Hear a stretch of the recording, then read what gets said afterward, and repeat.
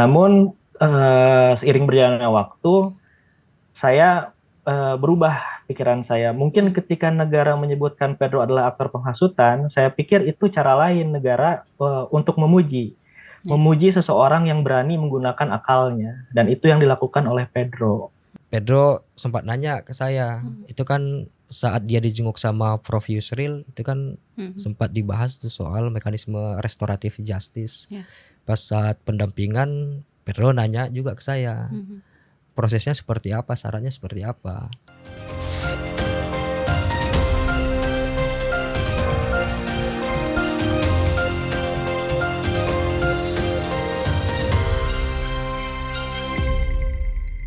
Halo, saya Naomi Liandra dan Anda tengah menyaksikan Ruang Publik edisi khusus Sesat Pikir Penahanan Del Pedro CS #bebaskan kawan kami.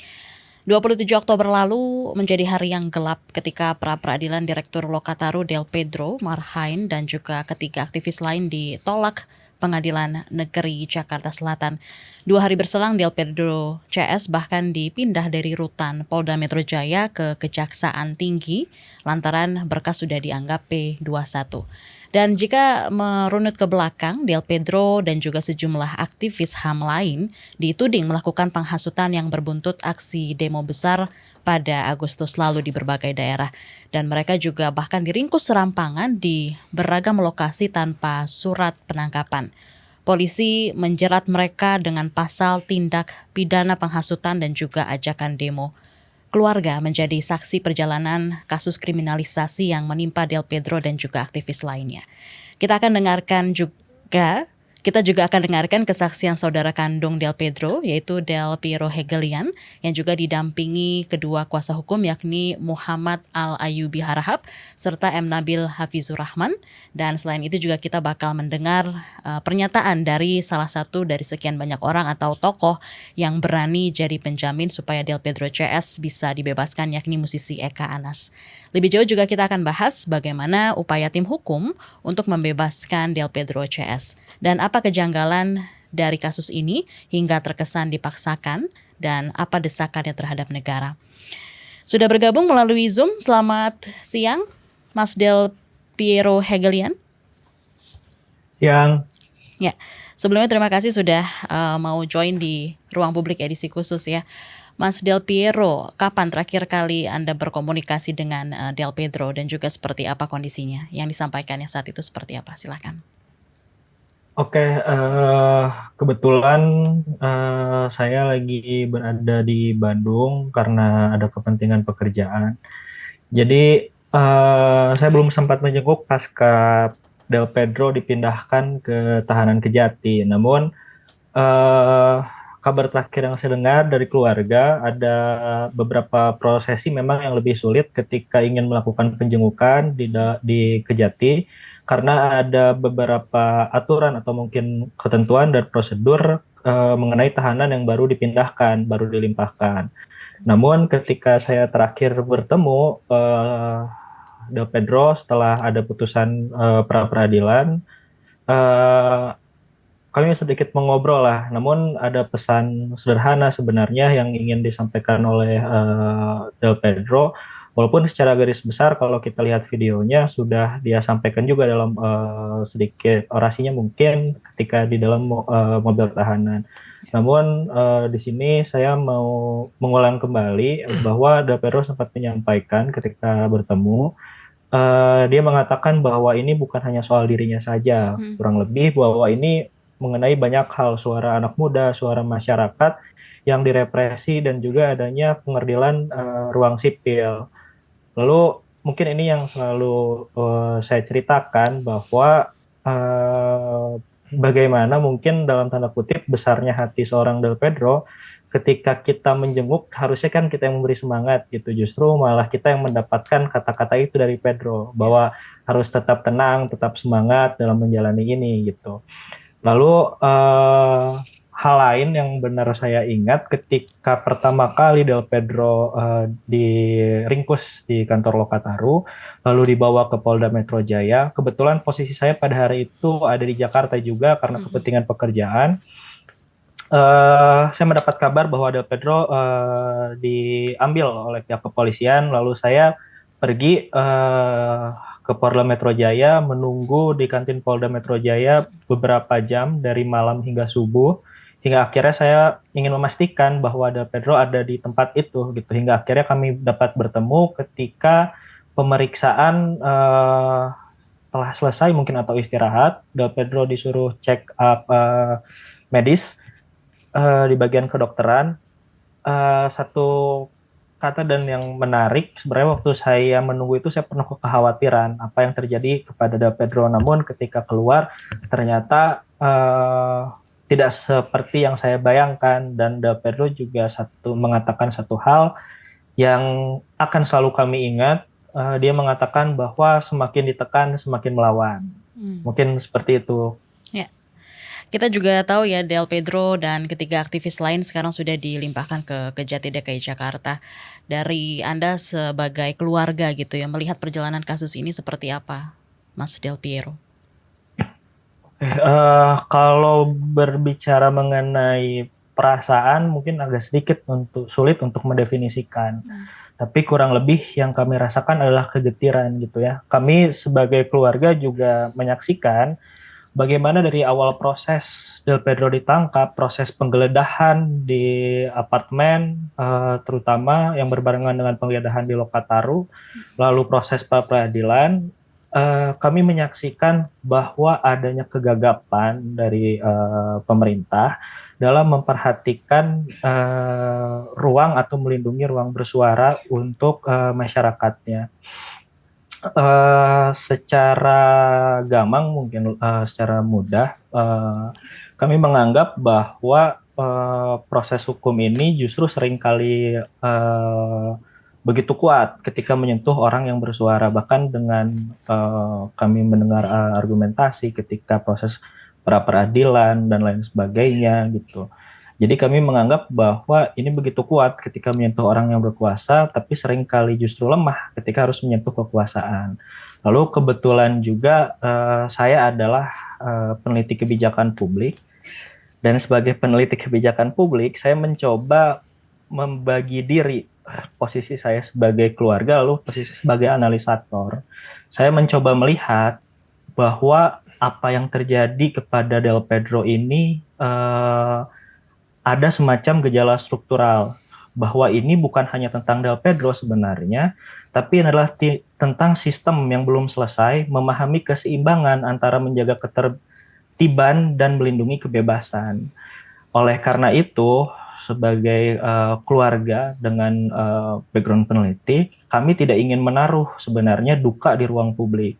Justru kamu ingin menaruh cermin, karena apa yang menimpa Del Pedro ini bukan semata-mata tragedi pribadi untuk Del Pedro, tapi melainkan ini adalah potret bagaimana negara memperlakukan warganya yang berani bersuara.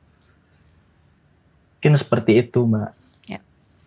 Lalu dari serangkaian tahapan yang juga dilalui oleh Del Pedro dan kawan-kawan gitu ya, Anda melihat aparat penegak hukum di kepolisian kemudian juga kejaksaan ini sudah berlaku adil atau seperti apa, Mas Del Piero?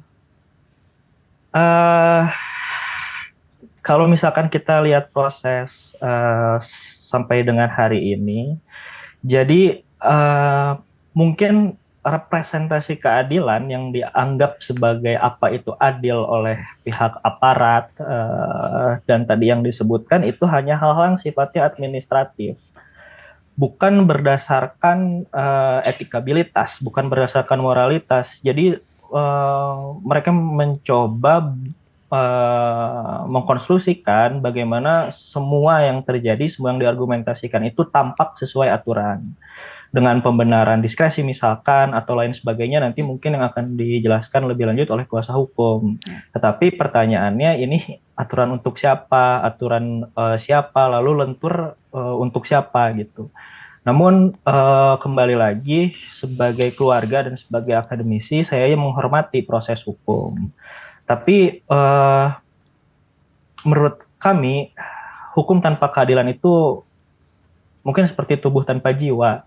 Kita bisa berbicara tentang hal yang sifatnya administratif dan lain sebagainya, tapi tetap hilang rasa kemanusiaannya.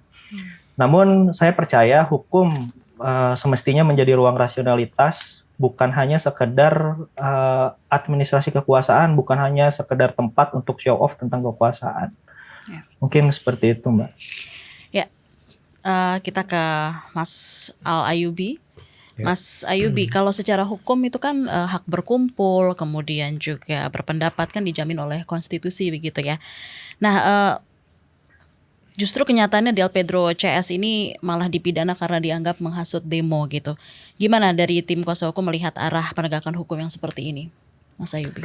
Ya, menyambung penjelasan dari ini ya kakaknya Pedro. Ini memang ada kegamangan ya, kegamangan dari pihak kepolisian dalam merespon kritik protes yang disampaikan oleh masyarakat gitu.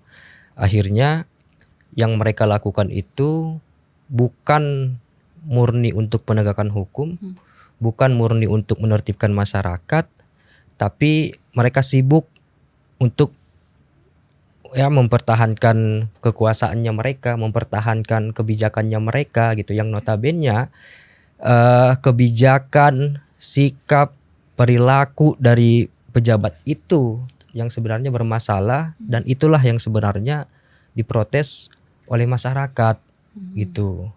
Nah, nah terus soal bagaimana mereka merespon, karena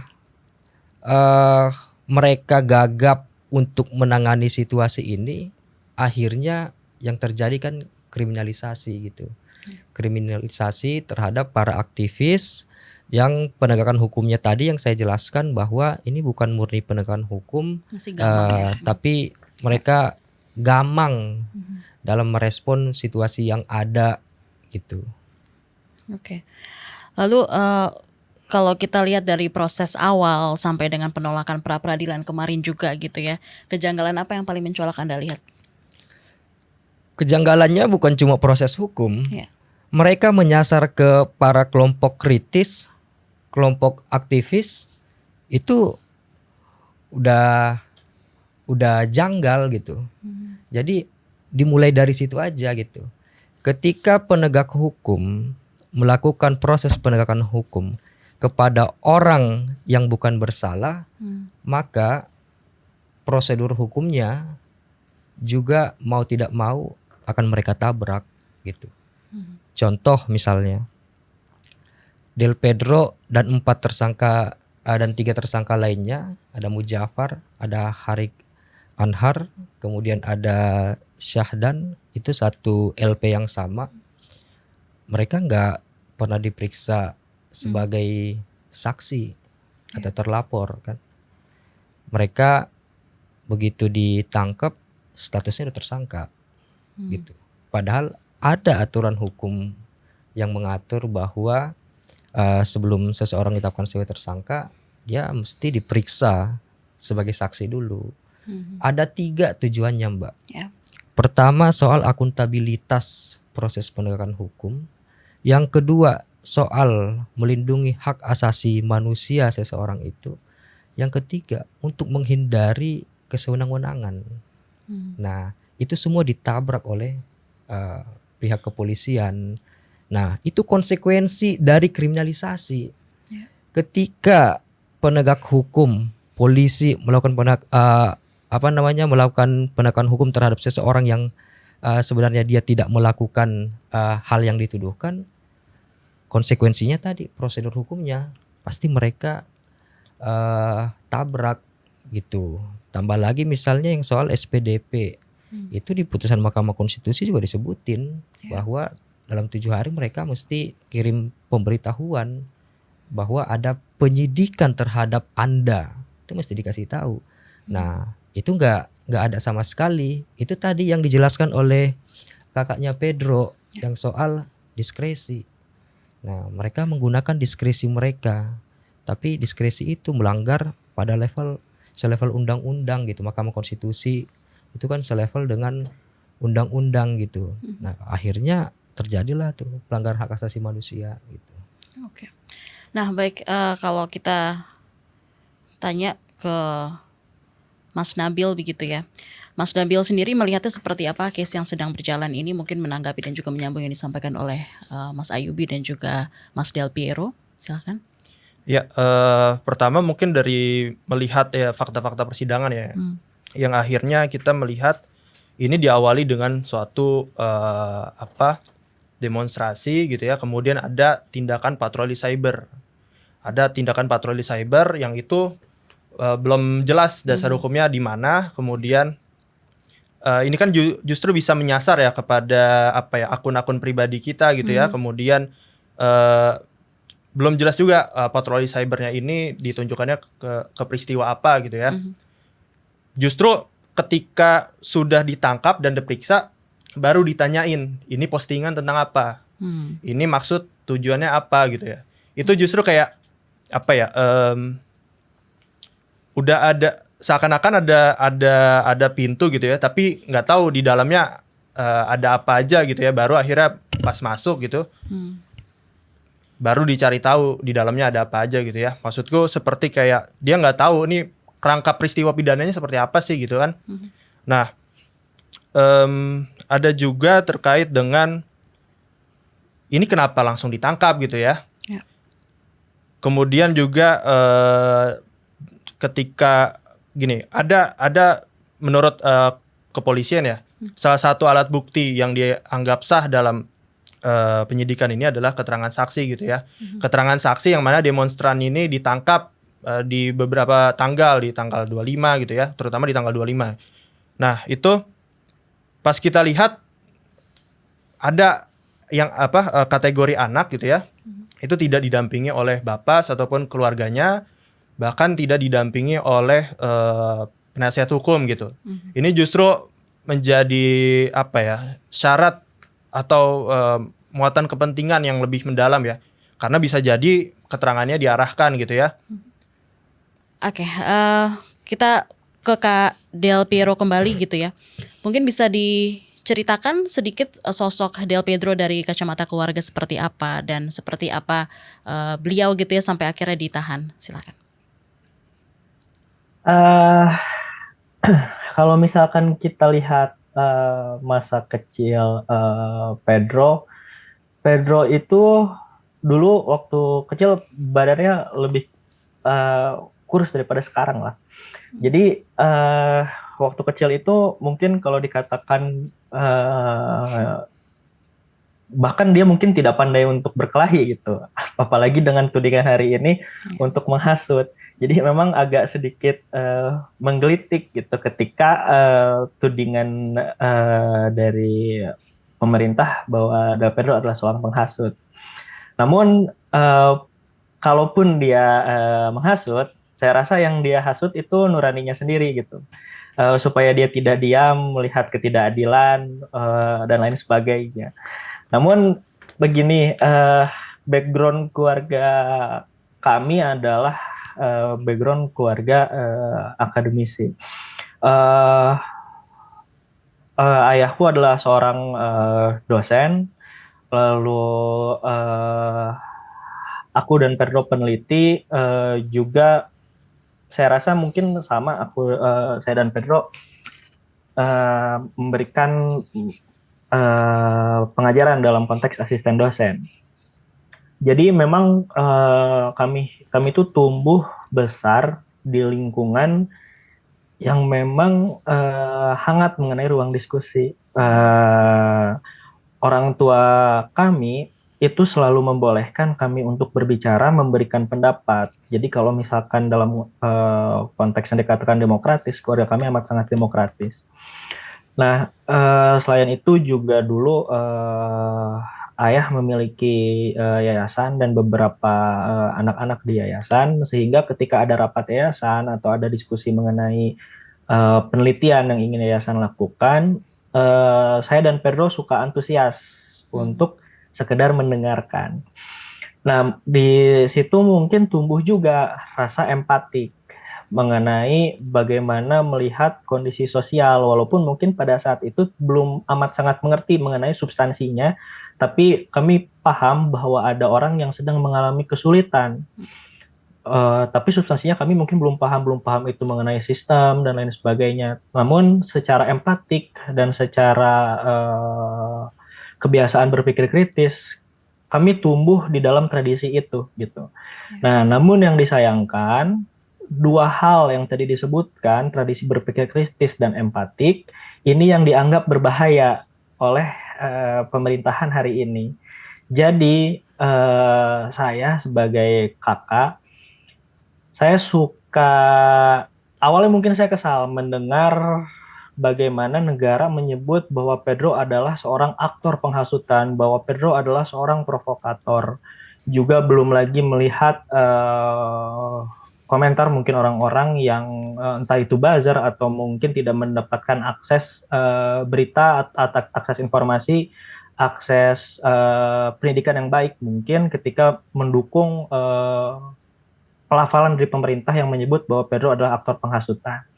Namun seiring berjalannya waktu, saya berubah pikiran saya. Mungkin ketika negara menyebutkan Pedro adalah aktor penghasutan, saya pikir itu cara lain negara untuk memuji seseorang yang berani menggunakan akalnya, dan itu yang dilakukan oleh Pedro. Mungkin seperti itu, Mbak. Ya, dan banyak juga ya tokoh publik ternama sebut saja seperti istri Gus Dur, Ibu Sinta Nuriyah, tapi juga dari kepolisian juga masih bergeming hingga saat ini gitu ya. Dan seberapa besar mungkin harapan dari Anda gitu ya dan juga keluarga untuk bisa berharap Del Pedro dan kawan-kawan bisa segera bebas dalam waktu dekat ini? Saya rasa saya selalu berbicara bahwa kami pihak keluarga tidak pernah menggantungkan harapan pada belas kasihan. Kami ingin keadilan yang rasional, kami ingin keadilan yang seadil-adilnya. Tetapi mengenai orang-orang yang tergerak, suara-suara moral yang tergerak untuk memberikan dukungan, termasuk dukungan dari Ibu Sinta dan para tokoh lain, kami merasa sangat berterima kasih dan sangat senang. Ini adalah pengingat bagi kami bahwa nurani ini belum sepenuhnya punah di negara ini. Lalu mengenai Kapolri, kita telah mengajukan penangguhan penahanan itu dari 2 hari mungkin kalau saya tidak salah. Setelah Pedro ditangkap dan tidak ada jawaban hingga adanya pelimpahan pada hari ini.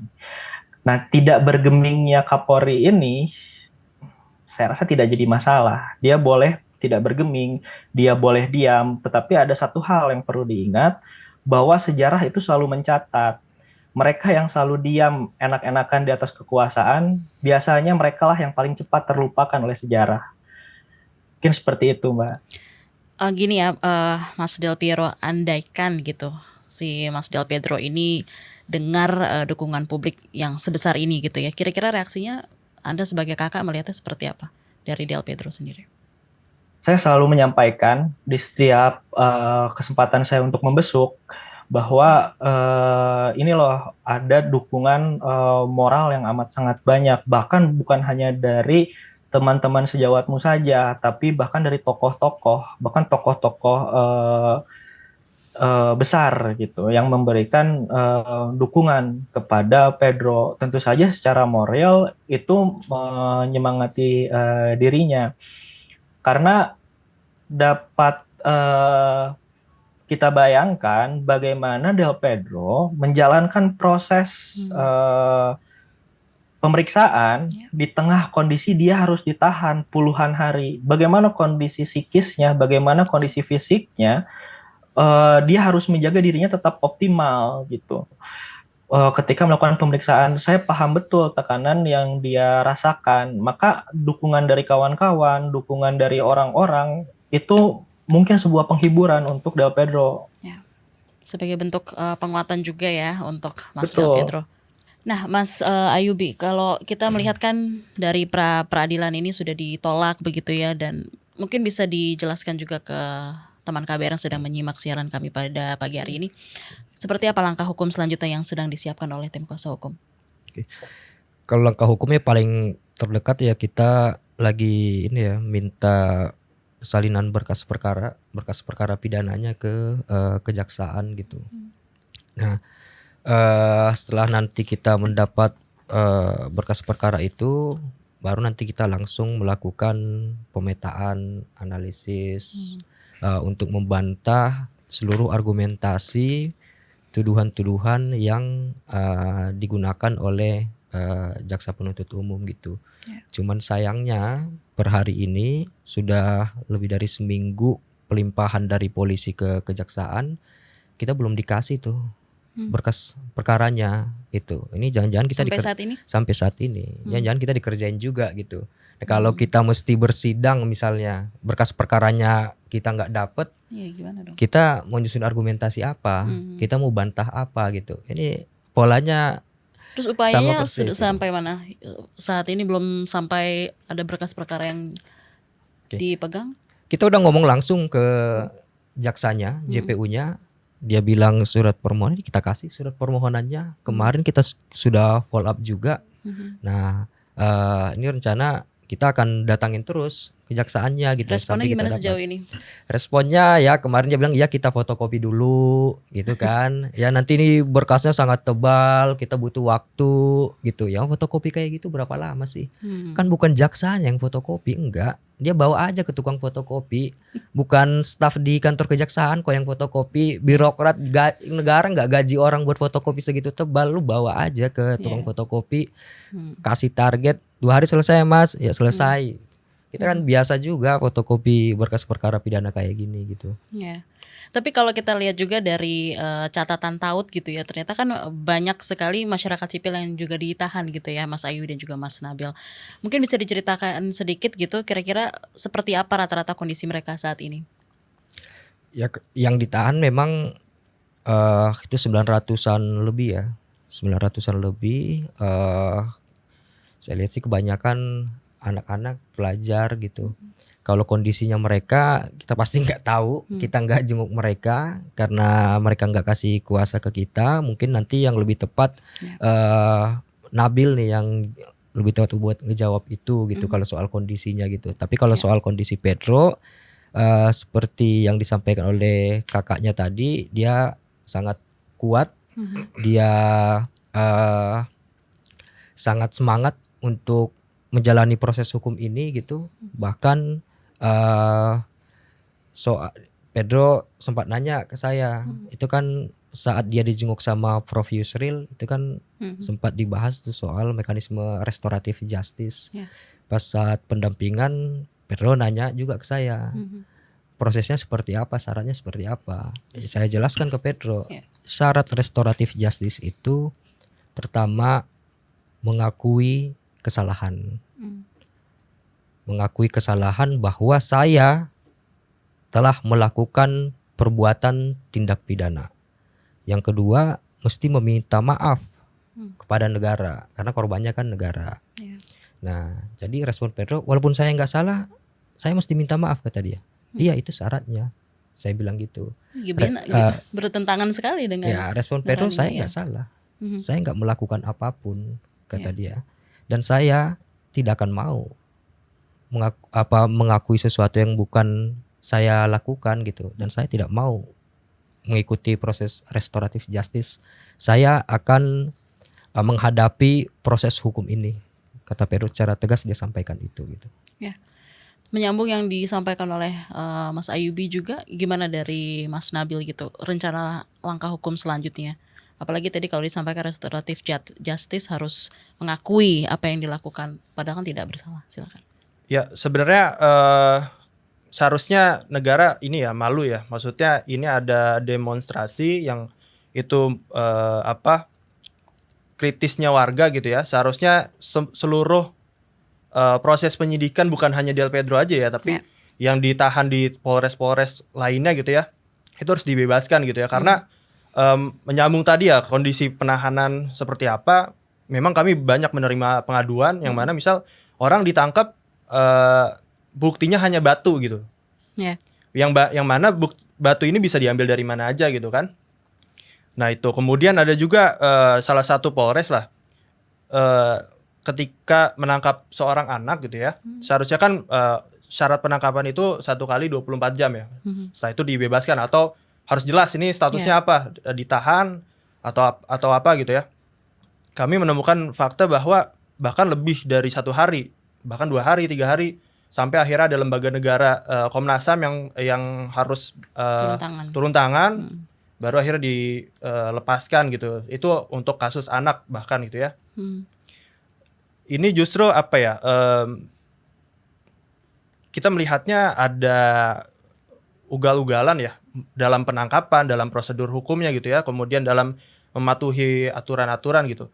Itu dulu sih mungkin. Oke, tadi sempat saya tanyakan juga dan juga singgung soal catatan taut begitu. Mungkin bisa dijelaskan juga rata-rata seperti apa saat ini update-nya? Ya, catatan taut tadi ya ada banyak memang pengaduan yang memang akhirnya kita bekerja sama dengan advokat-advokat lainnya untuk akhirnya dirujuk gitu ya. Karena ini penting ya, karena menyangkut kemerdekaan seseorang gitu. Tadi faktanya ada yang ditangkap karena batu, kemudian ada yang aku mendapatkan keterangan cuman minum air di warung kemudian ditangkap gara-gara menonton demonstrasi gitu. Itu fakta-fakta yang ada ya. Iya. Em, Kok nggak masuk akal banget sih Iya. ya. Lalu mungkin gini, dari tim hukum sekarang lagi membangun jaringan solidaritas atau advokasi mungkin bersama dengan lembaga lain nggak, Mas Nabil, untuk memperkuat tekanan publik itu gimana? Ya, untuk sebenarnya tim advokasi untuk demokrasi ini terdiri dari berbagai lembaga bantuan hukum ya, dan kantor hukum dan advokat individu ya. Dari situ kita juga sudah bersolidaritas ke mahasiswa juga, kemudian ke orang muda lainnya, ke lembaga negara, bahkan ke Komnas HAM, ke Komnas Perempuan, ke Komnas disabilitas gitu. Itu semua udah kita saling kolaborasi gitu ya.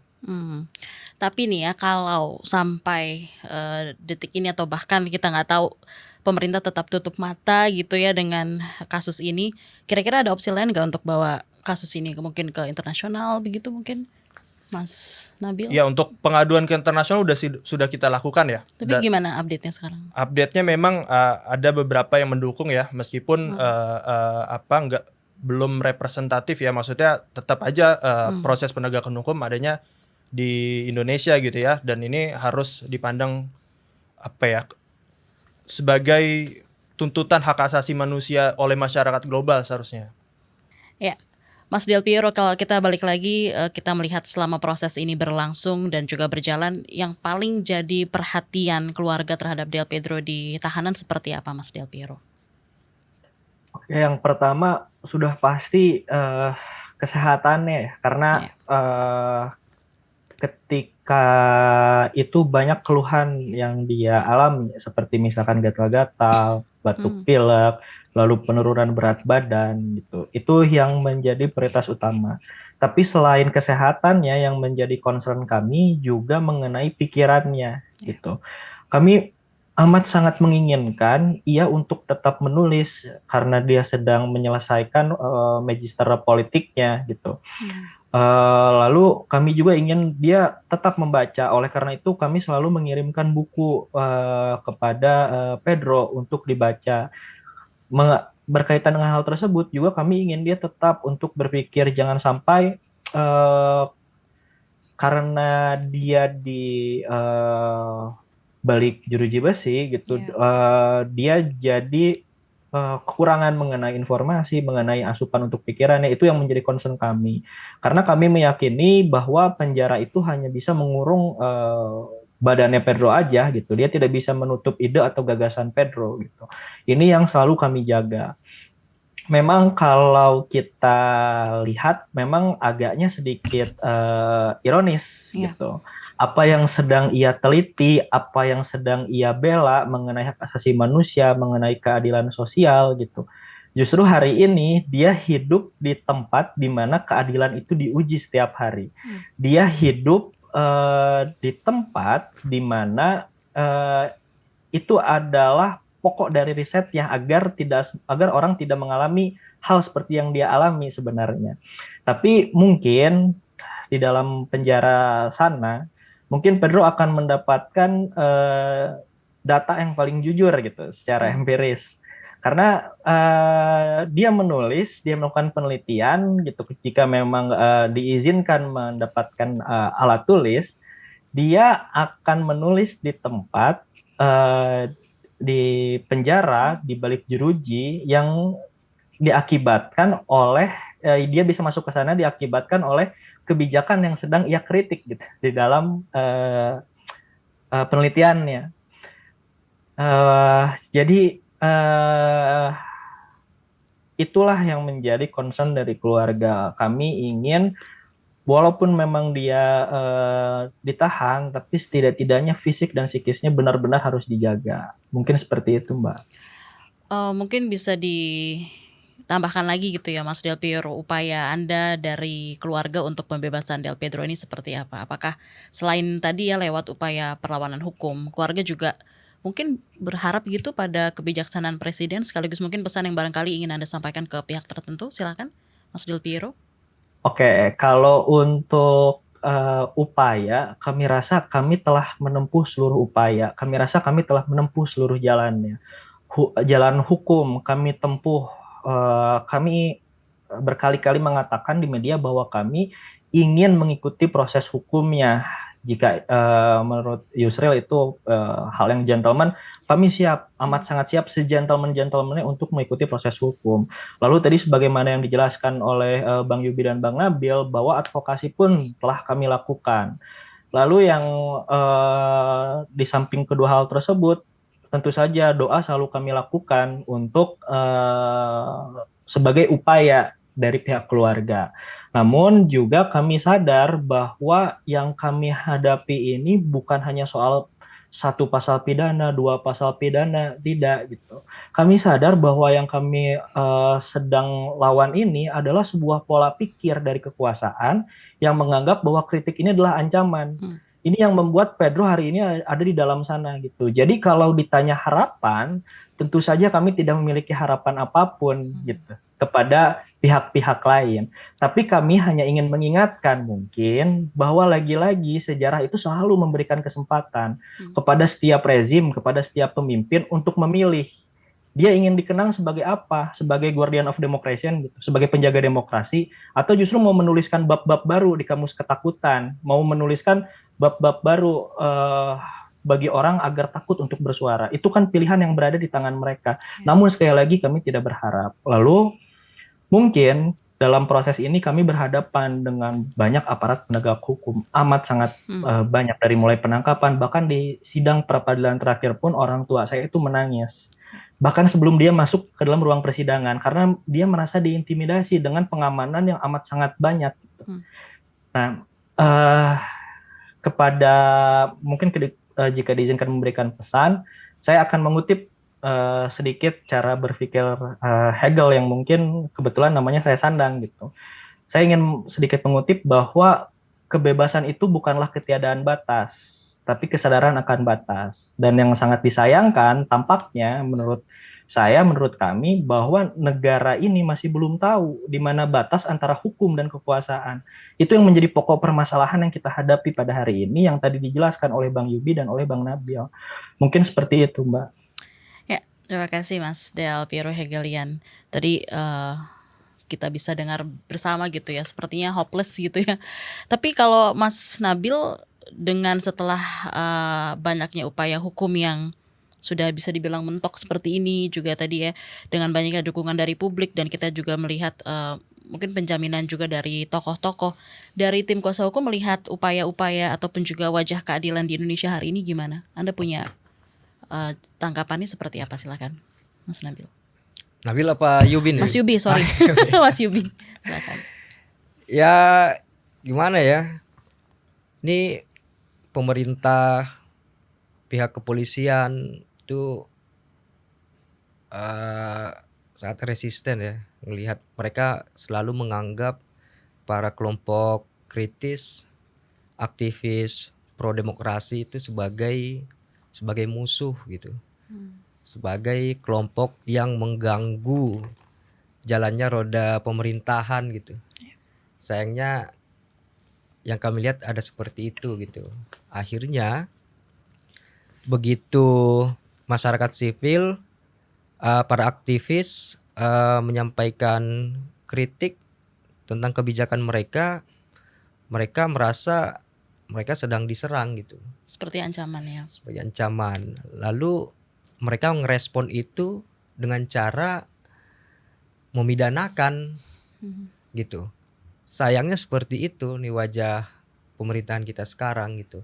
Kalau memang mereka punya perspektif soal demokrasi, maka seribut apapun ruang publik, seberisik apapun para aktivis menyampaikan kritik, harusnya mereka nggak ada masalah soal itu. Syukur-syukur kalau mereka mau mendengar atau memanggil, Pak, Bu, itu kan kebijakan publik kami yang mana yang bermasalah gitu. Apa dampak dari kebijakan yang kami ambil? Apa temuan ibu bapak gitu. Syukur-syukur misalnya masyarakat ngasih solusi gitu. Syukur-syukur seperti itu. Dan harusnya juga memang seperti itu. Pemerintah, polisi, para pejabat lainnya mesti belajar untuk mendengarkan orang gitu. Karena mereka itu bukan sedang mengoperasikan keluarganya mereka, enggak. Mereka sedang mengoperasikan nasib orang, ekonomi orang, kehidupan sosial orang gitu. Nah, negara ini kan besar banget gitu ya. Masyarakatnya juga banyak banget gitu.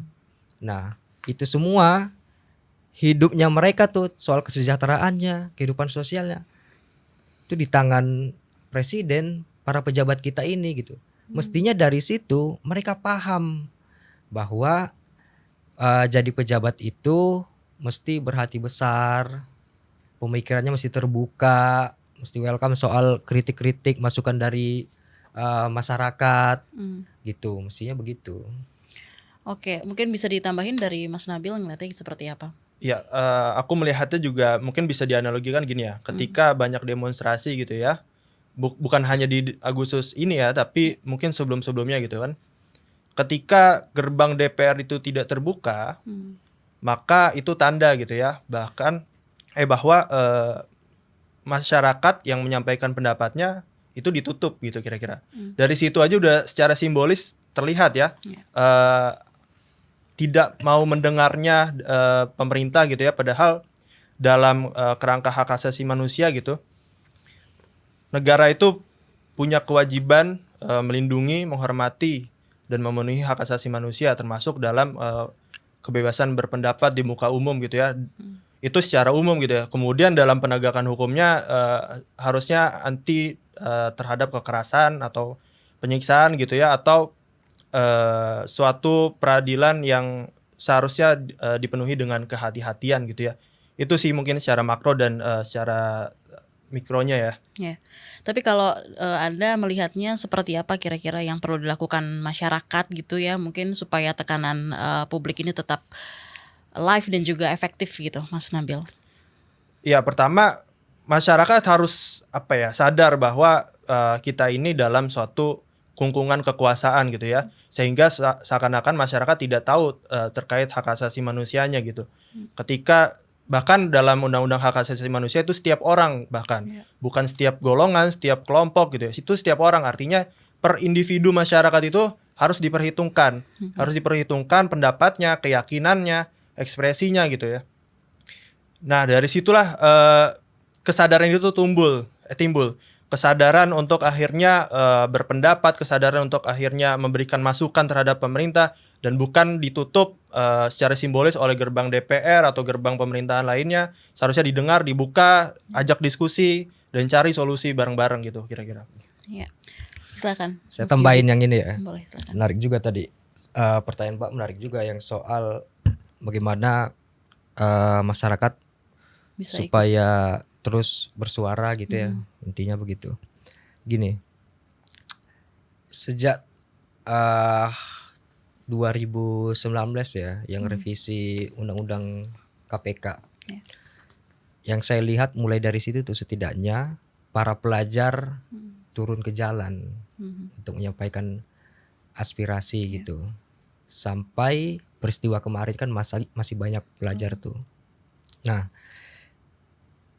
para pelajar turun ke lapangan melakukan aksi demonstrasi, lalu kemudian respon dari pemerintah adalah para pelajar nggak boleh demo, para pelajar belajar aja di sekolah Dengan berbagai alasannya dengan ya. berbagai alasan. Ya. Bukan cuma himbauan, bahkan penghukuman. Penghukumannya misalnya ancaman KJP dicabut, kemudian nanti kelakuan baik SKCK nggak dikeluarkan, gitu. Itu perspektifnya negara tuh kepada para pelajar. Padahal mestinya nih ya, para pelajar SMK, SMA, SMP turun ke jalan itu justru salah satu tanda kemajuan berpikir masyarakat loh. Ya. Artinya mereka mulai paham hak saya ini nih ditindas dari kebijakan Anda ada bermasalah, saya mau protes. Gitu. Mungkin kalau kita dulu waktu SMA, SMK, ya kita dididik buat belajar ngerjain PR, tidur siang, besok sekolah lagi. Kan begitu. Kita nggak ngerti hak politik kita. Nah, 5 sampai 8 tahun terakhir para pelajar udah mulai sadar hak politiknya gitu. Nah, itu tanda dari kemajuan satu masyarakat gitu. Nah, lalu kenapa pemerintah ngeresponnya seperti itu? Ya menurut penilaian saya sih ya, kayaknya pemerintah nggak mau nih masyarakat punya pemikiran yang semakin maju, semakin paham soal hak asasi manusia, hak berpolitiknya, seperti itu. Nah, itu tuh persoalan kita sekarang di negara ini nih gitu. Sampai adanya kasus ini juga karena itu ya. Sampai ada kasus ini juga kayak itu karena perspektifnya mereka ini Pedro justru kan dikenakan pidananya kan dituduhnya menghasut pelajar ya. untuk melakukan aksi demonstrasi gitu. Kalaupun Pedro melakukan itu, Del Pedro melakukan itu atau 3 tersangka lainnya melakukan itu, nggak ada masalah. Toh di negara ini nggak ada larangan buat para pelajar untuk demonstrasi, itu nggak ada, gitu. Justru disebutkan setiap manusia lah, setiap warga negara punya hak politik kok, termasuk pelajar itu gitu. Oke, Mas Yubi, sebenarnya tuduhan apa yang diberikan ke Del Pedro begitu, dan mungkin bukti-bukti apa yang disampaikan oleh pihak kepolisian untuk sampai akhirnya menangkap Del Pedro? Oke, menyambung tadi yang saya jelaskan ya soal tuduhan Del Pedro melakukan penghasutan kepada para pelajar gitu ya, anak di bawah umur gitu. Selama proses pendampingan di kepolisian dan kemudian selama proses pra-peradilan, barang bukti yang dimiliki oleh penyidik untuk mengaitkan kerusuhan ini dengan Del Pedro, Mujafar Salim gitu, kemudian Harik Anhar dan Sahdan. Salah satunya itu soal flyer yang berisi posko pengaduan. Posko pengaduan itu isinya kurang lebih begini: Anda pelajar, Anda demo, Anda sudah demo, gitu, Anda ditangkap. Itu lewat medsos ya? Ya, di Instagramnya Lokataru gitu. Kemudian hubungi nomor ini. Nah, di situ isi dari posko pengaduan itu dia sebutin pelajar. Artinya Del Pedro mengambil peran dari peristiwa demonstrasi ini dengan cara memberikan bantuan hukum. Bantuan hukum secara gratis. Apabila para pelajar tadi yang udah mulai melek soal hak politiknya, sudah mulai paham dan sadar soal kebijakan publik yang bermasalah, perilaku pejabat yang bermasalah, dia memberikan bantuan hukum. Nah, posko pengaduan itulah tadi yang flyer itulah yang menjadi barang bukti. Yang dianggap menjadi itu sebagai modus untuk menghasut para pelajar untuk melakukan demonstrasi secara anarkis gitu. Di posko pengaduan itu nggak ada tulisan misalnya ayo kita ke kantor polisi, kita bakar kantor polisi, nggak ada sama sekali. Atau dia menunjuk ke subjek tertentu, misalnya si A ayo kita ke kantornya DPR, kita bakar kantor DPR, nggak ada. Kenapa itu perlu ada secara hukum? Karena di dalam unsur pidana yang disasarkan oleh polisi kepada Pedro itu mesti jelas soal kausalitasnya gitu antara perbuatan kemudian akibat yang ditimbulkan soal itu gitu. Kalaupun polisi melihat ada pembakaran fasilitas publik, dia mesti buktikan apa hubungannya dengan Del Pedro. Kemudian cara dia menghubungkannya melalui flyer tadi, posko pengaduan. Lalu kemudian dia tafsirkan sendiri dengan cara menghasut para pelajar menggunakan flyer yang seolah-olah itu adalah posko pengaduan. Kurang lebih bahasanya mereka seperti itu pas jawab jinawab di pra-peradilan. Artinya kan mereka menafsirkan soal barang bukti. Tulisannya sudah jelas kok. Orang nggak ngerti hukum juga paham. Ini flyer apa? Bisa baca gitu. Nggak perlu ditafsirkan bagaimana gimana gitu. Nah, itu yang jadi barang bukti untuk menghubungkan ke Del Pedro, Muzafar Salim gitu. Nanti Sahdan dan Harik Nabil bisa tambahin gitu. Lalu kemudian mereka ada saksi. Kalau di perapitnya Del Pedro itu ada 22 saksi, kemudian 1 ahli. Nah, soal 22 saksi ini kita udah lihat skimming ya soal BAP-BAP-nya di pas perapit. Kalau yang kesempatannya sangat terbatas, kita nggak menemukan tuh di BAP 22 orang ini bahwa spesifik mereka menyebutin nama Pedro, kami dihasut oleh Pedro untuk melakukan demonstrasi secara anarkis, kami dihasut untuk membakar kantor ini, fasilitas ini, kami dibayar sekian, kami dijanjikan ini, nggak ada sama sekali gitu. Jadi apa hubungannya gitu? Ini 22 saksi nggak ada hubungannya dengan Del Pedro, barang bukti yang digunakan oleh penyidik juga nggak ada hubungannya dengan kerusuhan itu gitu. Nah, jadi kami ngelihat gini, 4 klien kami ini hanya dijadikan sebagai kambing hitam oleh pihak kepolisian ya, supaya seolah-olah peristiwa demonstrasi anarkis itu di 25 Agustus sampai 29 Agustus itu tertangani dengan baik gitu. Nih Kapolri, nih polisi ngenunjukin ke masyarakat, ke presiden bahwa kami berhasil mengendalikan kerusuhan dan kami berhasil menangkap pelakunya, seolah-olah seperti itu. Padahal sebenarnya mereka nggak pernah menyentuh, nggak pernah melakukan proses penegakan hukum kepada siapa sebenarnya pelaku kerusuhan ini gitu. Sekelas Del Pedro, Muzafar Salim, Sahdan dan Harik, apa bisa mereka menggerakkan masyarakat untuk melakukan kerusuhan di berbagai daerah di seluruh Indonesia? Rasanya enggak. Pasti ada nih, secara logika aja pasti ada pihak tertentu yang punya kekuasaan atau punya dana besar untuk kepentingan tertentu untuk dalam melakukan kerusuhan di negara ini gitu. Mestinya kan itu yang dikejar oleh penyidik gitu. Siapa di balik ini semua? Mestinya ke sana gitu. Buat saya nggak susah untuk mencari tahu itu gitu. Kan polisi udah nemuin nih para pelaku yang melakukan perusakan fasilitas publik saat di lapangan. Kan mereka ada intel juga, polisi turun ke lapangan juga.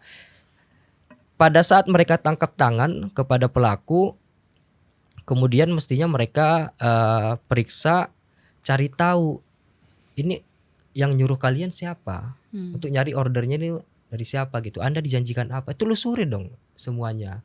Nah, kemudian Anda cari tahu aliran dananya ada atau tidak dan ujungnya nih ke siapa gitu. Nah, mestinya di garis ini saja, nggak usah mereka punya terawangan sendiri ya. Iya, akhirnya kan nih mereka nyasar ke para aktivis gitu. Nah, lagi-lagi tiap hampir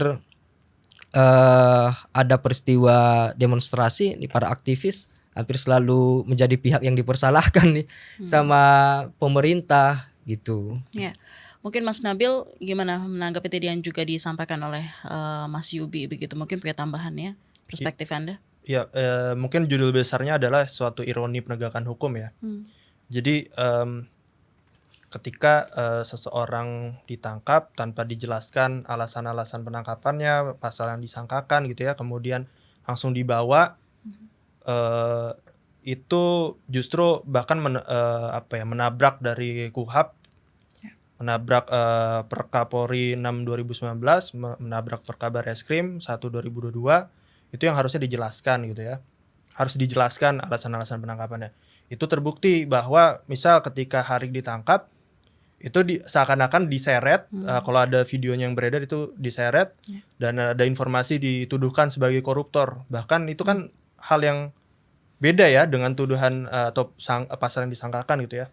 Kemudian Muzaffar ditangkap di kantin Polda Metro Jaya pada malam hari gitu ya, nggak dijelaskan surat-suratnya, alasan-alasannya, kemudian dibawa ke ruang pemeriksaan, baru di situ diberikan surat penangkapannya. Dan ini logika yang akhirnya diadopsi oleh hakim pra peradilan. Seakan-akan ketika ada bukti surat sudah ada, kemudian seakan-akan prosesnya sudah dipenuhi. Padahal mulai dari pra penangkapannya atau pra upaya paksanya itu harus dilengkapi semuanya gitu ya. Dan bahkan menariknya gini ya, ketika dalam satu sidang pra peradilan, hakim dari ahli dari termohon gitu atau Polda Metro Jaya menyatakan ketika administrasi penyidikannya tidak terpenuhi, prosedurnya tidak terpenuhi, itu pelanggaran HAM. Tapi narasi keterangan yang seperti itu ternyata tidak dimasukkan dalam bahkan catatan atau keterangan ahli dalam putusan itu sendiri. Justru ini syarat akan kepentingan kekuasaan, di mana bahkan di pengadilan sekalipun kemandirian seorang hakim atau kebebasan atau independensi seorang hakim dan lembaga peradilan itu tidak benar-benar bebas, dan faktanya pengadilan dijaga TNI, kepolisian gitu ya, dan justru itu suatu hal yang mencekam lah kira-kira. Oke, mungkin terakhir bisa disampaikan ke teman KBR apa yang pesan yang mau disampaikan oleh Mas Yubi, Mas Nabil dan juga Mas Del Piero. Mungkin dari Mas Yubi dulu, kemudian Mas Nabil, lalu Mas Del Piero. Silakan sebagai statement penutup Anda. Singkat saja, masing-masing 1 menit. Silakan. Oke.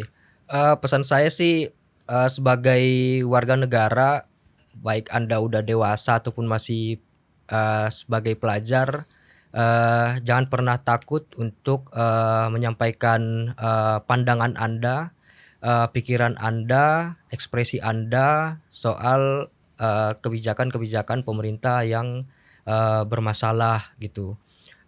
Semakin Anda takut, maka para penguasa akan semakin senang, dan kesewenang-wenangan itu akan terus mereka lakukan, dan akhirnya kita hanya bisa hidup bodoh, kita hanya bisa hidup miskin, kita hanya bisa hidup dalam tekanan. Gitu aja sih, Mbak. Ya, silakan Mas Nabil. Ya, kalau dari aku lebih ke kesadaran itu perlu ditumbuhkan ya. Kesadaran perlu ditumbuhkan ketika kita sudah merasa terdoktrin oleh sistem politik, kekuasaan, dan bahkan ditakut-takuti tanpa akhirnya mengklarifikasi lebih jelas gimana sih peraturan perundang-undangannya seperti apa. Justru di situ kita tidak memahami esensi dari negara hukum itu sendiri sesuai dengan konstitusi kita gitu. Itu aja mungkin. Oke, baik. Mas Del Piero, silakan. Kalau saya mau mengutip satu adigium Latin yang mengatakan veritas vos liberabit. Kebenaran akan membebaskanmu, dan saya yakin itu yang akan terjadi dalam kasus ini. Semakin ditekan, semakin melawan. Terima kasih. Ya, terima kasih Mas Del Piero, kemudian juga Mas Nabil dan juga Mas Yubi sudah bersedia siaran di Ruang Publik edisi khusus kali ini. Dan tentunya perbincangan kita kali ini menyeratkan pesan kuat bahwa perjuangan untuk bisa menyuarakan kebenaran dan keadilan tidak akan pernah padam, khususnya agar Del Pedro Marhain dan seluruh aktivis yang masih ditahan bisa segera bebas. Semoga dari diskusi kita kali ini negara bisa membuka mata untuk bisa segera membebaskan Del Pedro dan kawan-kawan. Saya Naomi Liandra, sampai jumpa.